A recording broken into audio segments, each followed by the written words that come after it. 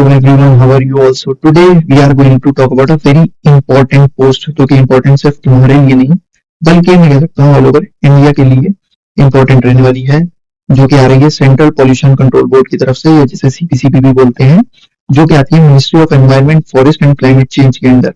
बात करें जॉब की तो देखो, जॉब जो है ये एज अ कॉन्ट्रेक्चुअल बेसिस पर रहने वाली है। 1 साल का तुम्हारा कॉन्ट्रैक्ट रहेगा, बट टू बी ऑनेस्ट मैं बताऊं तुम्हें, extendable on case to case basis इस पे दे रखा है। मतलब जब तक तुम्हारा प्रोजेक्ट पूरा नहीं होगा, तुम लोग जॉब में रहोगे, तो मिनिमम मैं कह सकता हूँ 3 से 4 साल तुम्हें लग जाएंगे। जितनी मेरी नॉलेज है भाई, उस हिसाब से तुम्हें 4 साल एटलीस्ट पे बात कर रहा हूँ, एटलीस्ट लग जाएंगे।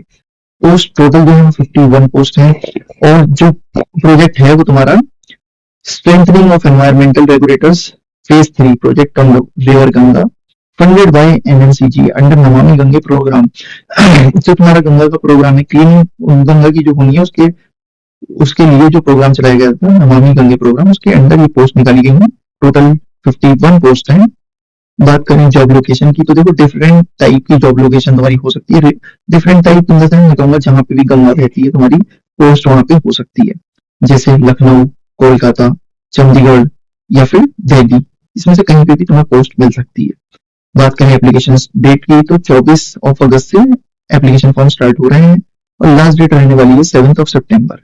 इसमें मेन चीज ये है कि तुम्हारा कोई भी एग्जाम नहीं होगा, सीधे walk in interview, walk in नहीं सॉरी, जो भी ये फॉर्म भरेगा उसका इंटरव्यू होगा। तो इंटरव्यू बेस्ड तुम्हारी वैकेंसी है।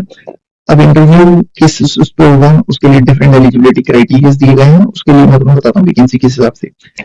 51 वैकेंसी, जिसमें साइंटिस्ट डी जो पोस्ट का नाम है उसकी एक है, scientist C 8, scientist B 12, assistant manager finance में 3, administrative assistant 1, scientific assistant 13, taxonomist 1, data entry operator 4 और फील्ड असिस्टेंट 8। इतने लोगों की वैकेंसी है, इतने डिफरेंट टाइप की पोस्ट है। बात करें डिफरेंट पोस्ट की तो उसके लिए डिफरेंट क्वालिफिकेशन चाहिए। जैसे साइंटिफिक साइंटिस्ट डी है, इसकी क्वालिफिकेशन मांगी है first class masters in environmental science या फिर नेचुरल साइंस, और first class bachelors in engineering, technology, environmental, chemical, civil, energy, इसमें से कोई भी हो सकता है। और ये सब published paper not less than 10 ये सब मांगा है, और minimum 5 books, edited book chapters published by national international publishers. मतलब ये आपको मांगा गया है एटलीस्ट, तो आप इसमें मास्टर्स करे हुए हो या फिर इसमें इंजीनियरिंग बैचलर्स करे हुए हो, बीटेक जिसे बोल देते हैं। और अगर आपने बीटेक करा है तो आपको ये सब चाहिए। ठीक है। एक्सपीरियंस की बात करें तो 7 साल का, मतलब काफी बड़ा टाइम हो गया इन चीजों के लिए, लेकिन क्योंकि पोस्ट भी अच्छी है, सैलरी भी बहुत अच्छी है, उसके हिसाब से तुम्हें तो वही बनता है। 7 साल का एक्सपीरियंस मांगा है। ऐसे ही साइंटिस्ट सी में मास्टर्स बैचलर्स रिक्वायरमेंट, ऐसा scientist D impact factor not less than 7, minimum 3 books आपने एडिटेड बुक चैप्टर हो, और मिनिमम 3 टेक्निकल रिपोर्ट्स हो आपकी, जो कि सीबीसीबी के बाद के साथ पब्लिश की गई हो। 5 साल का रिलेवेंट प्रैक्टिकल एक्सपीरियंस या है। साइंटिस्ट बी की बात करें तो उसमें भी सेम ही रिक्वायरमेंट मांगी है, इसमें बस गेट का स्कोर और मांगा है, जिसमें आपको 90% और अबव परसेंटाइल चाहिए। अगर आपका जीआरएफ क्वालिफाइड हो then it will be better. इसमें एक्सपीरियंस थोड़ा कम मांगा है, सिर्फ 3 साल का एक्सपीरियंस मांगा है।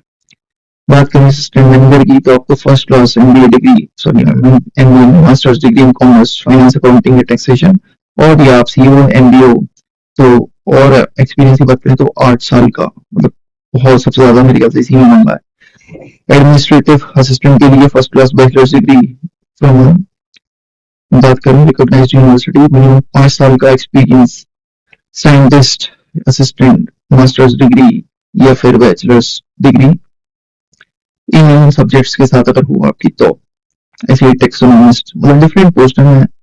सबका क्या बताऊं तुम्हें, तुम खुद पढ़ सकते हो इतना तो। ठीक है। ये है तुम्हारी ऊपर एज लिमिट, मिनिमम तुम्हें 27 साल की लिमिट दी गई है, और मैक्सिमम 50, साइंटिस्ट डी के लिए 50 साल की मैक्सिमम लिमिट है। उसके ऊपर आप होते हो तो आप नहीं कर सकते। अब आता है मुद्दे की चीज, अगर आप लोग साइंटिस्ट डी में जाते हो, क्वालिफाई करते हो, तो आपकी सैलरी रहने वाली है 1,71,000। नॉट अ शॉर्ट अमाउंट भाई, 2.25 लाख रुपए मिल रहे हैं। लिटरली एक आईएएस आईपीएस को भी नहीं मिलती है इतनी सैलरी। ऐसे ही डिफरेंट पोस्ट के लिए डिफरेंट सैलरी है। सबसे कम है फील्ड असिस्टेंट की, लेकिन उसमें फिर क्वालिफिकेशन भी बहुत कम मांगी है, 38,741। सबसे कम और सबसे ज्यादा 1,71,000। ठीक। बात करें ऑनलाइन फीस की, तो ऑनलाइन फीस 0 है, कोई फीस नहीं है। तो अगर तुम लोग एलिजिबल हो रहे हो तो जाके फॉर्म भरो और इंटरव्यू दे के आओ, और क्या, तुम्हारी कोई जेब से कुछ नहीं आ रहा है। और वो तो लक की बात है, अगर तुम लोग क्वालिफाई करते हो, इतने टैलेंटेड हो तुम लोग, तो तुम्हारा लग ही जाएगा, don't worry. So that is all for today. Have a nice day, take care, bye bye.